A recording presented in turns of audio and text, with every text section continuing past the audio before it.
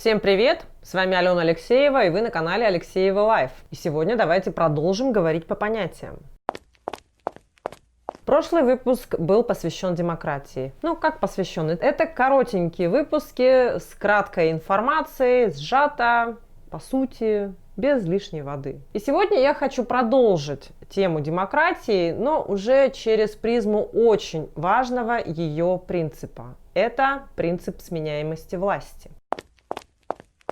Почему так много шума вокруг этой сменяемости власти? Зачем эта сменяемость власти? Ну, остался бы Лукашенко еще на предстоящие, сколько там он лет планирует жить вообще на этой земле, 40 лет, может быть, еще, да? Кому от этого плохо? Ну, посмотрите, какие чистые улицы в Минске, посмотрите, какой там порядок, посмотрите, какие люди, да, все прекрасно. Зачем они хотят сменить эту нынешнюю власть? Я сейчас расскажу, зачем и почему. Власть должна быть сменяема, потому что это не монархия, потому что у нас не короли, не цари, не императоры. Власть не передается по наследству. Человек не может сидеть годами. В любом основном документе любого государства прописано. Ну, у нас все стремятся в данный момент, как бы стремятся, да, как бы все, к демократии. И в любом нормальном, здоровом демократическом обществе власть сменяема.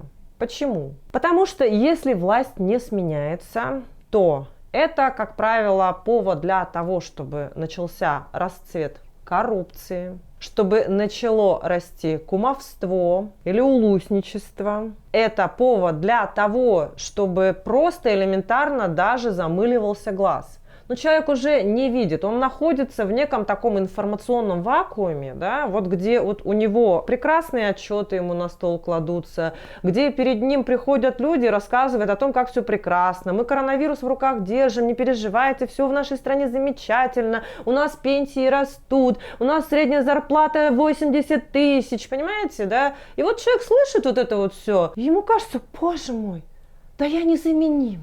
Да я вообще столько вообще прекрасного сделала для этого народа. Да куда они вообще, как они без меня вообще жить-то будут? Да придет какой-нибудь там Тимошка, он же все это вообще развалит.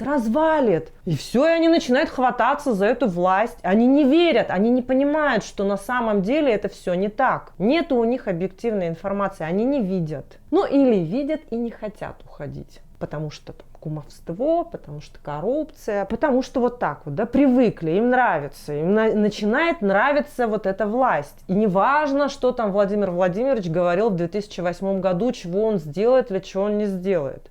Ну, когда это было? Ну, что мы сейчас будем вспоминать 2008 год, да, или там какой-то 2000? Зачем? И когда не происходит вот этой сменяемости власти, вот тогда жизнь действительно начинает уже как-то вот затягиваться удавкой на шее у населения. Потому что для населения действительно ничего не меняется. Оно, как правило, становится только хуже. Потому что расцвет коррупции, он приводит к чему? Он приводит к определенным последствиям. Той же оптимизации в бюджетных структурах, в Минздраве или в Министерстве образования. К тому же росту мошенников. Понимаете, когда доходы населения падают, тогда хочется как-то вот на этой теме сыграть. И всегда возникают определенные люди, которые пытаются выманить у населения еще как можно больше средств. И все дело в том, что на самом деле нет никакого правильного, единого и правильного стиля правления. Это все время определенный эксперимент. То есть человек приходит на определенный срок, попытался он что-то сделать.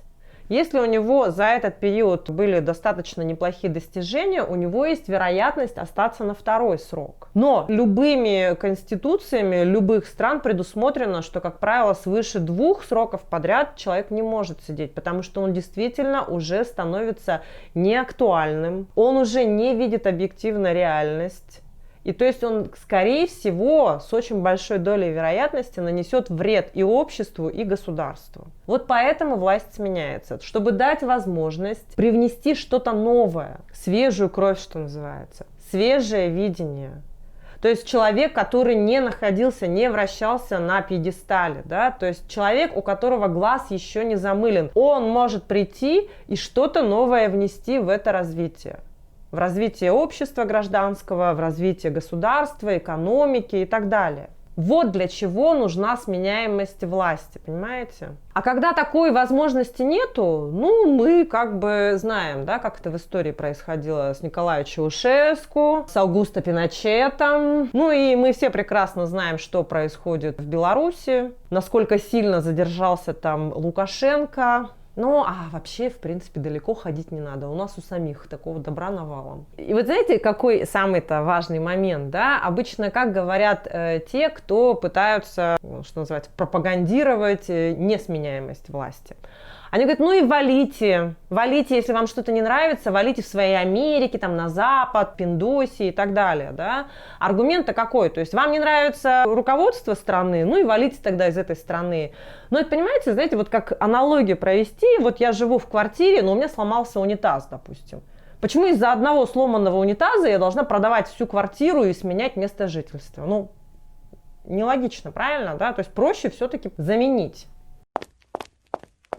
На сегодня это все. Если вам интересны какие-то другие понятия, о которых мы можем поговорить, если вам интересны какие-то другие вопросы, аспекты, явления, пожалуйста, пишите в комментариях, комментируйте, спрашивайте, репостите, ну а также лайки, подписка и так далее.